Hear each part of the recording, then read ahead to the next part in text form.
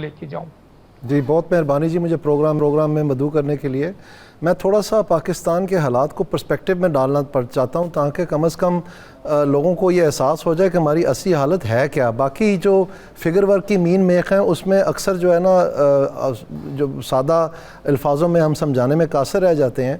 یہ بر صغیر جو ہے جس کا پاکستان بھی حصہ ہے، اس میں جو اوسطاً سالانہ پیداوار میں اضافہ ہوا ہے اس سال یہ 6.4% ہے۔ اس میں جو ممالک موجود ہیں، ایک افغانستان ہے جس میں 20 سال جنگ لگی رہی،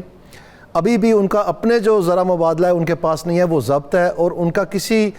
ایجنسی کے ساتھ کوئی تعلق نہیں ہے جن سے ان کو ایڈ وغیرہ مل سکے، کوئی مدد مل سکے۔ سری لنکا جو ہے، پاکستان میں تو بات ہوتی ہے دیوالیہ ہونے کی، سری لنکا میں ایکچولی دیوالیہ ہو گیا 2 سال پہلے، اور آج تک ان کے پاؤں نہیں لگے۔ وہ ایک بہت سخت ترین IMF پروگرام کے تحت ہے، ان کو یہ نہیں پتہ کہ انہوں نے کیا کرنا ہے کیا نہیں کرنا، مالیاتی حالات ان کے بہت خراب ہیں۔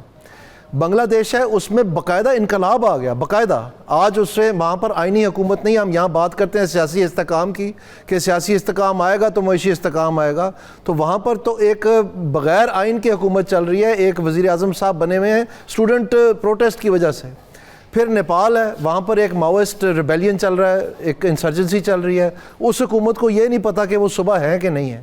یہ سارے خطے کے حالات ہیں۔ اس میں 6.4% سالانہ پیداوار میں اضافہ ہو رہا ہے، اور پاکستان میں ماشاءاللہ یہ بتا رہے 2.7% ہے۔ پروبیبلی اگر دیکھا جائے، کیونکہ حبیب بینک کے ابھی جس کے اورنگزیب صاحب جہاں سے تشریف لائے ہیں اس کے ابھی ہائی سپیڈ ڈیٹا نکلا ہے جس میں انہوں نے یہ بتایا ہے ان کی پروڈکشن مینوفیکچرنگ انڈیکس کے مطابق کہ پچھلے 8 مہینوں میں گروتھ سلو ہوئی ہے، اور یہ ہمیں بتا رہے ہیں 2.7 پورا کرنے کے لیے کہ جون کے مہینے میں 5.1% گروتھ ہونی ہے۔ تو یہ ممکن نہیں ہے، یہ ان کے خواہشات ضرور ہوگی۔ جب یہ اصل فگر ریوائز ہو کے آئیں گے آپ دیکھ لینا یہ شاید 2 کے کہیں قریب ہوگی۔ تو اصل مقصد جو ہے وہ یہ ہے کہ اگر پاکستان میں معاشی استحکام آئے ہوئے اب دوسرا سال گزر گیا ہے، یعنی کیئر ٹیکر گورنمنٹ سے ہم یہ بات سننے آ رہے ہیں کہ سٹینڈ بائی ارینجمنٹ کے ذریعے جو ایکسچینج ریٹ ہے اور جو باقی چیزیں ہیں انفلیشن ہے وہ سارا طے ہو گیا ہے، تو پھر اس کی کیا وجہ ہے کہ پاکستان کا 2% یا 2.5% سے گروتھ نہیں بڑھ پا رہا ہے؟ اصل مقصد یہ ہے، اور یہ جو ساری کوشش ہوئی ہے ان کی آنی جانیاں کی کہ پتہ نہیں درجنوں ملکوں میں انہوں نے دورے کر لیے ہیں، اور سینکڑوں کے حساب سے شاید ان کے پاس اب MOU ہیں، اور وہ روز نکال کے میں دکھاتے ہیں ایک سنگل دھیلا بھی کسی G2G B2B کوئی پرائیویٹائزیشن کہیں سے نہیں آیا پاکستان میں۔